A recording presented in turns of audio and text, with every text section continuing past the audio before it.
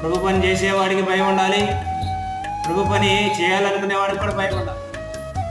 కాబట్టి ప్రభు విషయమైన భయం అనేది అవసరమా అంటే అవసరం. అది ఎవరికి ఉంటుందంటే శివహృదయంతో ప్రభుని హత్తుకున్న వారికి ఉంటుంది ఆ విషయం. శివహృదయంతో ప్రభుని హత్తుకున్న వారికి ప్రభు యొక్క పని విషయంలో భయం ఉంటుంది, ప్రభు యొక్క కార్యాల విషయంలో భయం ఉంటుంది. క్రీస్తు ప్రభు సంఘంలో తను భయం కలిగి భక్తి కలిగి తను బ్రతుకుతూ ఉంటాడు. ఆవేశంతోనో లేకపోతే అనాలోచనతోనో ఆ యొక్క కార్యక్రమాలు చేయ.